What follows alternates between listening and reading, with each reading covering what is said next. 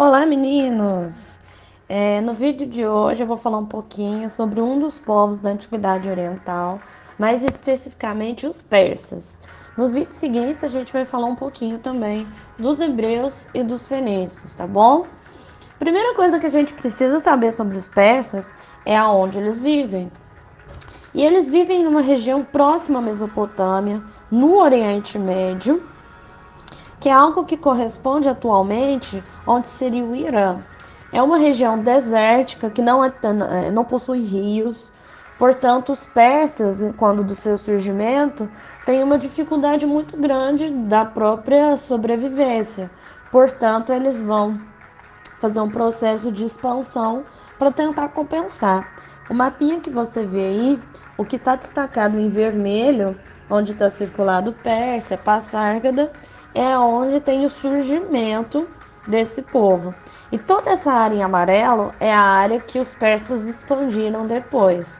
Vamos lembrar que esse pessoal na antiguidade está o tempo todo fazendo guerra, fazendo conflito.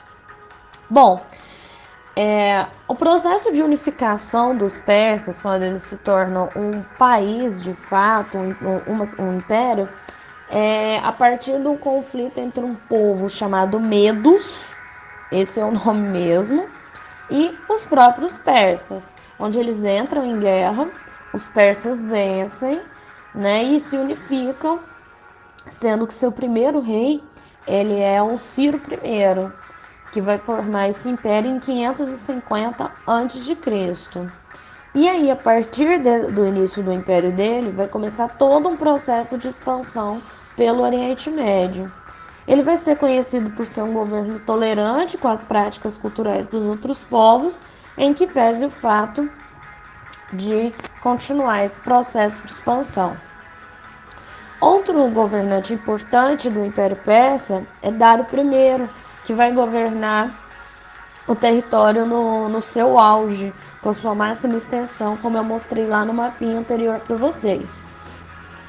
Ele vai fazer uma organização administrativa muito interessante, que é algo que nós chamamos de satrápias. As satrápias são espécies de províncias, que seria equivalente para nós a estados. Ele divide o império assim, para melhor governar, e cada satrápia tem seu próprio governante.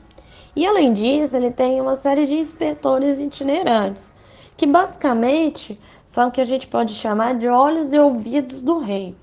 O Dário vai marcar muito o governo dele pelo controle que ele vai conseguir ter em termos de informação, porque considerando que é um território muito grande, a informação de chegar a um lado ao outro, ele vai desenvolver então um sistema de comunicação muito eficaz, que aí vai ser a construção das estradas reais, estradas essas que a cada determinado espaço de distância, você tem um posto onde tem um mensageiro e que esse mensageiro vai e dá até o outro posto e vai passando numa espécie de, vamos pôr aspas, telefone sem fio, e que acaba também virando o próprio sistema de correio de transmissão de mensagem.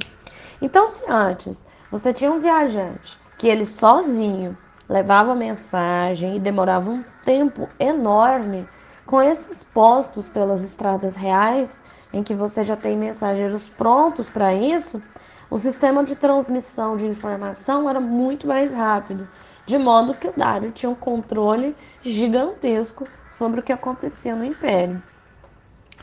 Aí vocês estão vendo no mapa, essa é a estrada real construída por Dário, que vai da cidade de Susa até Sardes. Vocês podem olhar que ele dominou de um pedacinho da Índia até o Egito, passando por toda a Mesopotâmia. Tá? Então não é pouca coisa, ele ainda pega um pedacinho da Europa. Existem outras estradas reais construídas em outros governos, mas essa é a principal e que mostra um pouco o que eu falei para vocês agora há pouco. Bom, em termos econômicos, os persas começaram criando animais, principalmente ovelhas, e depois praticando agricultura irrigada nas regiões dominadas, como por exemplo a região da Mesopotâmia, que era cercada pelos rios Tigre e Eufrates. Também tinha um potente sistema comercial, que também era muito facilitada, inclusive, pelas estradas reais, com o deslocamento de mercadorias do Oriente. E aqui tem um ponto interessante, que o Império cria uma própria moeda no governo ainda do Dário I, que é uma moeda que chama Dárico, como vocês podem ver na imagem. E é uma das primeiras moedas criadas no mundo, o que é um aspecto muito legal dessa civilização. Aí na imagem eu coloquei para vocês a cidade de Persépolis, que é uma das principais cidades do mundo antigo, uma das construções mais incríveis e potentes da Antiguidade Oriental. Era uma cidade que funcionava como um centro administrativo e de cerimônias para o rei. Então não era uma cidade que era muito povoada, era mais uma cidade cerimonial. Aí na foto estão as ruínas dessa cidade, que fica no Irã, do que sobrou do pós-processo de guerras, e aí você imagina a grandeza do que nós estamos falando. Bom, em termos religiosos, os persas também se diferenciam dos demais povos, porque eles não são politeístas. Os persas vão ter uma religião chamada zoroastrismo.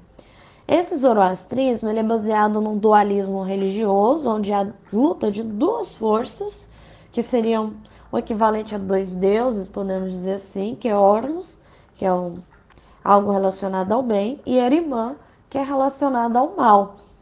Ele é fundado pelo profeta Zaratustra, que também é chamado de Zoroastro, e que na virada do século VII para o século VI a.C., vai sair pregando essa crença religiosa.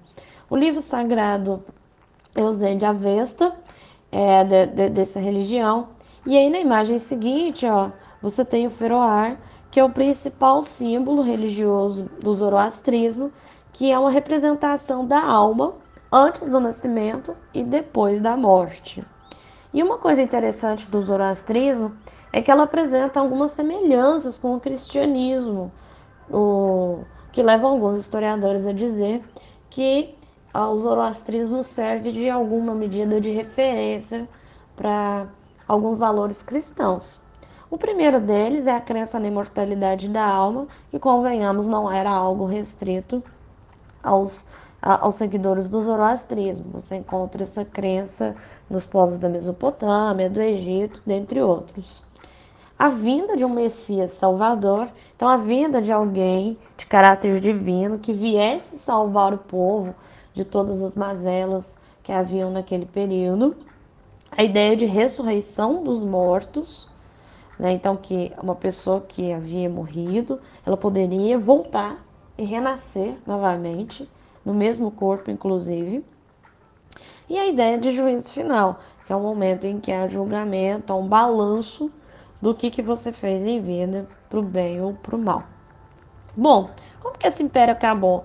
Esse império ele vai começar a entrar em crise com a derrota nas guerras médicas, que é um processo de expansão que os persas vão tentar rumo à Grécia antiga, e que vai ser derrotado pelas principais cidades-estado da Grécia, que são Atenas e Esparta, no século V a.C.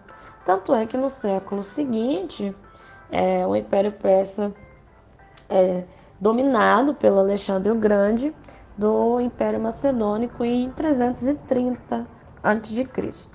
Bom, sobre os persas era isso, e na próxima aula a gente fala sobre os outros povos da Antiguidade Oriental. Até a próxima!